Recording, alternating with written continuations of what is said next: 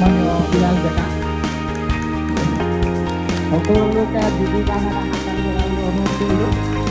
বিলাল ডেকা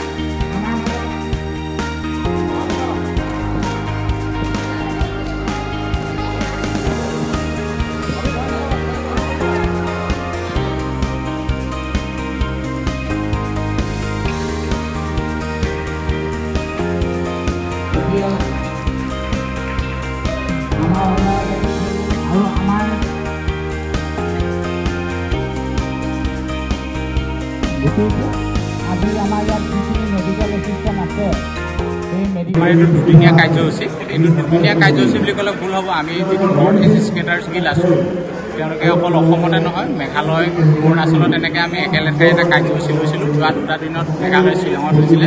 তাৰ শৃংখলা হিচাপে আমি আজি আৰু কাইলৈ গুৱাহাটীত ৰোলাৰ স্কেটিং আৰু স্পীড স্কেটিঙৰ এটা দুদিনীয়া প্ৰতিযোগিতা আয়োজন কৰিছোঁ। ইয়াত অসমকে ধৰি অৰুণাচল আৰু মেঘালয় স্কেটাৰে প্ৰতিনিধিত্ব কৰিছে। অসমৰ প্ৰায় 9খন জিলাৰ পৰা বিভিন্ন বয়সৰ ল'ৰা ছোৱালী আহিছে।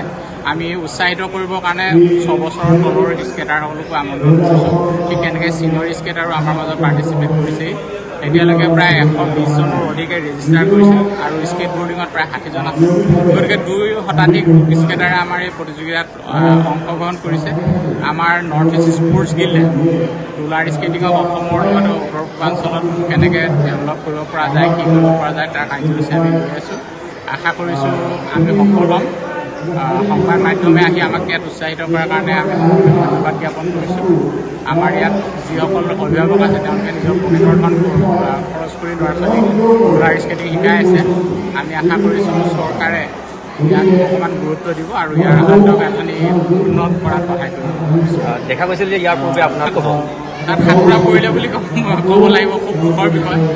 আমি এখন পাঞ্জাৱীত নিজৰ পকেটৰ ধন কৰি 100 মিটাৰ এটা ৰিং বনাইছিলোঁ, কিন্তু চৰকাৰী পাক চক্ৰ বুলি ক'ব লাগিব, লগতে কিছুমান দুষ্ট মনৰ মানুহে লগ লাগি সেই গ্ৰাউণ্ডখন বান্ধি দিলে। আমি মুখ্যমন্ত্ৰীৰ ওচৰলৈ গৈছিলোঁ, আমি আবেদন কৰিছিলোঁ আমাক এখন নতুন বনাই দিবৰ কাৰণে, কিন্তু এতিয়ালৈকে তেনেধৰণে উঠা নাই। সেই হেতুকে আমি এনেকুৱা ধৰণৰ কিছুমান ইনফ্ৰাষ্ট্ৰাকচাৰতে খেল অনুভৱ কৰিবলৈ তথাপি আমি আশাবাদী, যিহেতু খেলক লৈ চৰকাৰ চিন্তিত। বাস্তৱ ক্ষেত্ৰতো ৰোলাৰ স্কেটিঙৰ কাৰণেও তেওঁলোকে কিছু অংশ আগ্ৰহ দেখাব বুলি আমি আশাবাদী। গুৱাহাটী বিশ্ববিদ্যালয়ৰ ঠাইখিনি ভাৰতবৰ্ষৰ ভিতৰত এখন মানে খেলৰ কাৰণে খুব ভাল এটা ইনফ্ৰাষ্ট্ৰাকচাৰ। যদি ইউনিভাৰ্চিটিয়ে আমাক সুবিধা দিয়ে, আমি ইউনিভাৰ্চিটিৰ ছাত্ৰ ছাত্ৰীক লৈ ৰোলাৰ স্কেটিং ইয়াত ডেভেলপ কৰিম বুলি আশাবাদী। যিহেতু এইটো এটা ইউনিভাৰ্চিটি গেম, ইউনিভাৰ্চিটি কম্পিটিশ্যনত আছে। এতিয়ালৈকে গুৱাহাটী ইউনিভাৰ্চিটিয়ে হওক বা অসমৰ কোনো ইউনিভাৰ্চিটিয়ে অংশগ্ৰহণ কৰিব পৰা নাই, কিন্তু আশা কৰিছোঁ আমি অহা বছৰৰ পৰা 1জন বা 2জন হ'লেও প্ৰতিযোগিতালৈ পঠাব পাৰিম।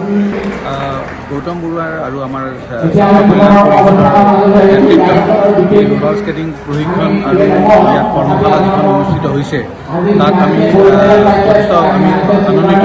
আৰু ইয়াত বিভিন্ন জিলাৰ পৰা আৰু অৰুণাচল প্ৰদেশৰ পৰা বিভিন্ন খেলুৱৈ আহি ইয়াত যোগদান কৰিছে। খুব সুন্দৰ এটা পৰিৱেশ ইয়াত। আৰু আমি ভৱিষ্যতে এই ৰোলাৰ স্কেটিং, যিহেতু এইখন মঞ্চ এটা ৰোলাৰ স্কেটিঙৰ কাৰণে, বিশেষজ্ঞসকলে কৈছে যে এইটো এটা মঞ্চ হ'ব পাৰে ৰোলাৰ স্কেটিঙৰ কাৰণে। আমাৰ বিশ্ববিদ্যালয়ৰ ছাত্ৰ ছাত্ৰীসকলৰ তথা আমাৰ যি চৌহদৰ আমাৰ শিশুসকল আছে, তেওঁলোকৰ কাৰণেও এটা ৰোলাৰ স্কেটিঙৰ প্ৰশিক্ষণৰ ব্যৱস্থা আমি পৰৱৰ্তী পৰ্যায়ত ইয়াত কৰাৰ কথা আমি সিদ্ধান্ত ল'ম।